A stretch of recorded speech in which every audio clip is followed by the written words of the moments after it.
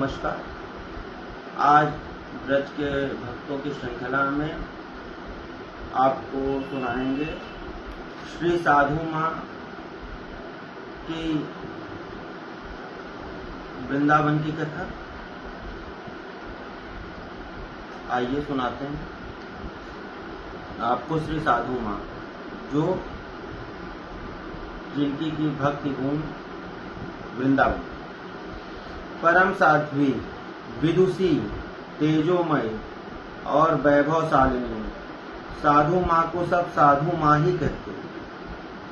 उनका सिद्धेश्वरी देवी नाम तो कोई बिरला ही जानता, क्योंकि वे सभी प्रकार से साधु मात्र की माँ के समान थे।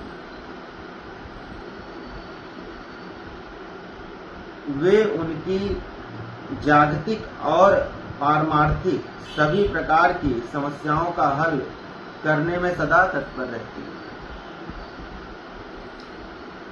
उनकी शंकाओं का समाधान करती, भजन साधन संबंधी उनकी गुत्थियां सुलझाती, भांति भांति से आश्वासन देकर उन्हें भजन में उत्साहित करती, भोजन और वस्त्रादि देकर उनकी सांसारिक आवश्यकताओं की पूर्ति करती।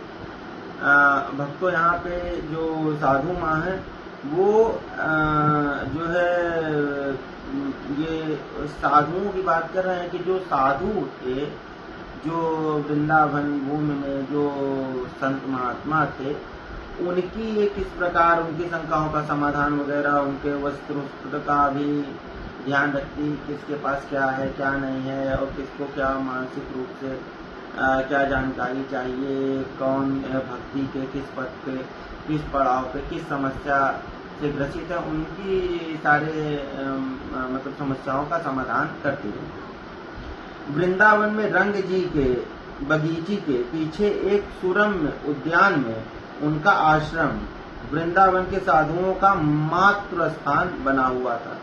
सभी संप्रदायों के साधु वहां जाकर उनसे अपने भजन साधन की बात कहते और शांति लाभ करते।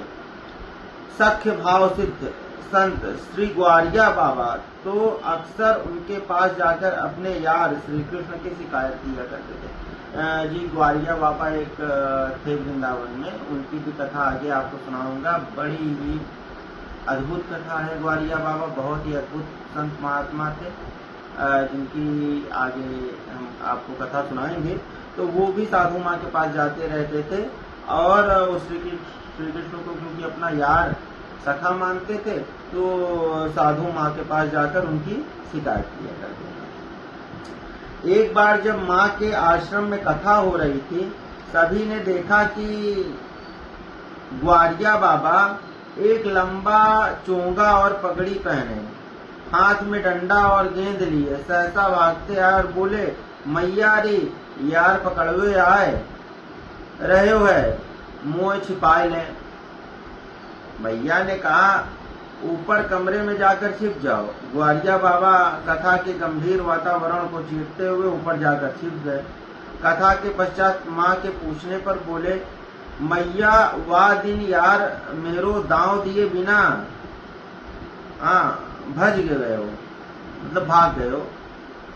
आज मैं हूँ भज आयो, गेंद लेके बिना दांव दिए है। मतलब कि उनके साथ गेंद खेल रहे थे, क्योंकि श्री कृष्ण भगवान को अपना यार मानते थे।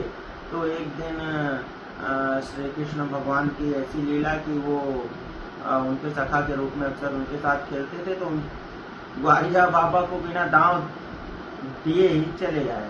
मतलब उनकी बारी पे जब आई ग्वारिया बाबा की तो वो भाग गए। तो आज बाबा जो है, जब श्री कृष्ण भगवान की बारी आई तो बाबा भाग आए। तो माँ ने उन्हें माखन मिश्री खीरसा आदि खाने को दिया। खा पी कर वे फिर कहीं को रम गए। साधु माँ का जन्म अद्वैताचार्य प्रभु के वंशज प्रभुपाद श्री गोविंद चंद्र गोस्वामी जी की कन्या के रूप में शारदीय दुर्गाष्टमी की पावन बेला में हुआ। श्री गोविंद चंद्र जी को उनके जन्म के पहले ही आभास हो गया था कि जो उनकी कन्या के रूप में आविर्भूत होने जा रही है वे साधारण बालिका नहीं, साक्षात योग माया है। बाल्यकाल से ही पिताजी से दीक्षा लेकर वे ठाकुर सेवा, पूजा और हरिनाम कीर्तन आदि में निमग्न रहती। कभी कभी स्वतः अलौकिक वार्तालाप करते सुनाई पड़ती। उन्होंने पिताजी से शास्त्राध्ययन बड़े मनोयोग के साथ किया और षड गोस्वामियों के ग्रंथों का विशेष रूप से अनुशीलन कर वैष्णव सिद्धांत में व्युत्पन्न हुए। पिताजी के देहावसान के पश्चात श्री प्रबोधानंद सरस्वती पाद की परंपरा में वेश ग्रहण कर वे श्रीमन महाप्रभु के पद चिन्हों का अनुसरण करते हुए तीर्थ भ्रमण को निकल पड़े। उनकी उम्र की महिलाओं के लिए एक साहसी कार्य था, पर उन्हें विश्वास था कि स्वयं महाप्रभु उनके साथ हैं और वे उनके आनुगत्य में ही यात्रा कर रही हैं, इसलिए उन्हें किसी प्रकार का भय नहीं। यात्रा के बीच में एक चक्रा में नित्यानंद प्रभु और वक्रेश्वर महादेव के दर्शन करते हुए प्रसिद्ध तंत्र पीठ तारापीठ पहुंची। वहां तारा देवी के दर्शन किए। उस समय मंदिर के प्रांगण में प्रसिद्ध तंत्र सिद्ध महात्मा बामा खेपा विराजमान थे। मां को देख उन्होंने अनुभव किया कि साक्षात योग माया उन्हें दर्शन देने पधारी है। उन्होंने पुष्पांजलि उनके चरणों में अर्पित की और प्रणाम किया। मां ने उन्हें प्रति प्रणाम किया। बहुत देर तक दोनों में गुप्त वार्तालाप हुई। चलते समय मां ने कहा, मैं महाप्रभु और राधा गोविंद के लीला समुद्र में डूबी रहकर भजन करना चाहती हूँ।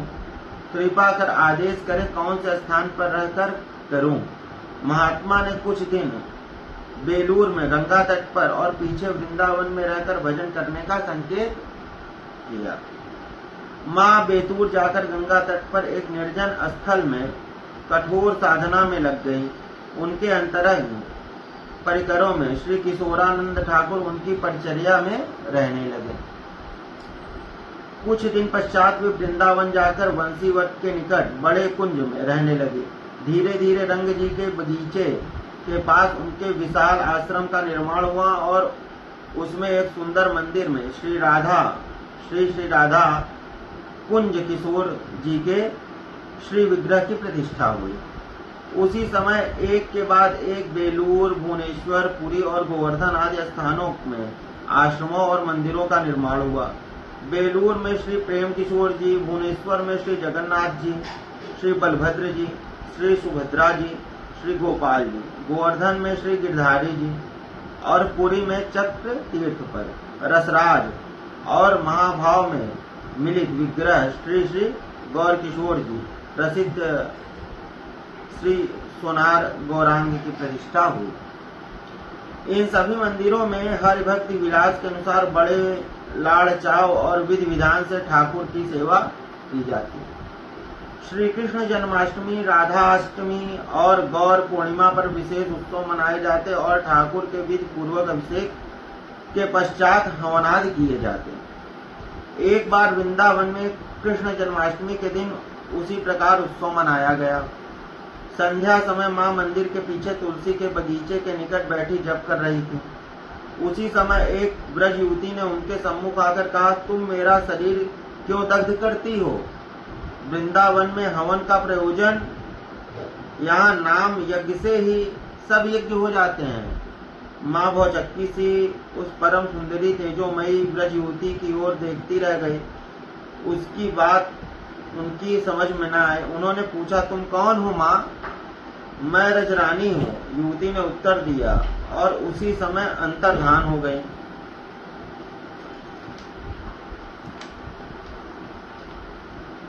तब वे सब कुछ समझ गईं।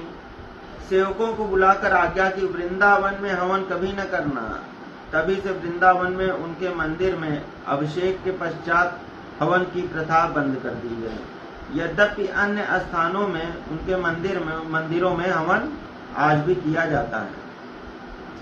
माँ के अनेक शिष्य हुए, जिनमें से प्रधान थे श्री रामानंद दादाजी।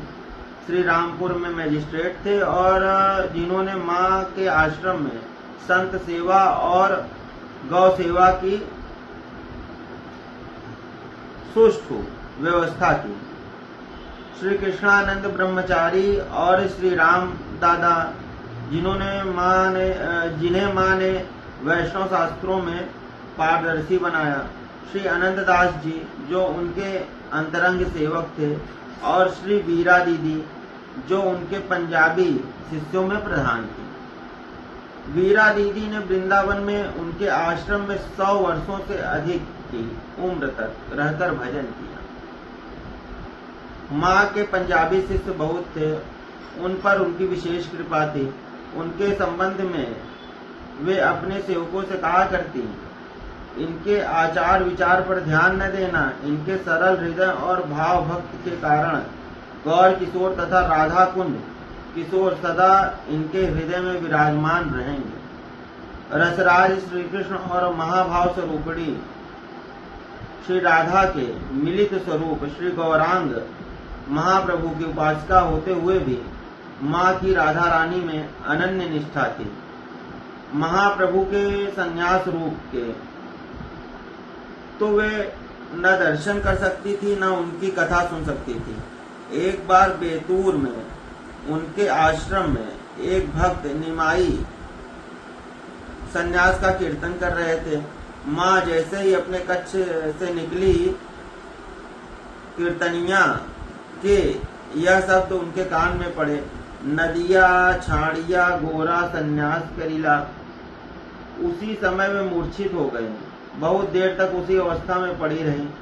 जब मूर्छा भंग हुई तो बोली, प्राण गौर किशोर को मस्तक मुंडित वेश में मैं नहीं देख सकती, उस वेश का कीर्तन भी मैं नहीं सुन सकती। माँ को रासलीला बहुत अच्छी लगती। उनके आश्रम में रासलीला का आयोजन अक्सर होता रहता। वे रासलीला देखते देखते भाव विभोर हो जाती। इसलिए रासलीला में वे आश्रम की दूसरी मंजिल पर ऐसे स्थान पर बैठकर देखती जहां उन पर किसी की दृष्टि न पड़े। रासलीला के स्वामी और स्वरूप कहा करते कि वहां से रासलीला के दर्शन करते हुए उनमें कुछ ऐसी शक्ति का संचार करती जिससे उन्हें लगता कि वे आविष्ट हो यंत्र के समान लीला कर रहे हो। संवत 2000 वैशाख शुक्ला सप्तमी को माँ ने नित्य लीला में प्रवेश किया। जय हो साधु माँ। उनके श्री चरणों में मेरा भी साष्टांग प्रणाम किताब है। ब्रज के भक्तों की श्रृंखला में आगे आपसे कल फिर मुलाकात होगी किन्हीं नए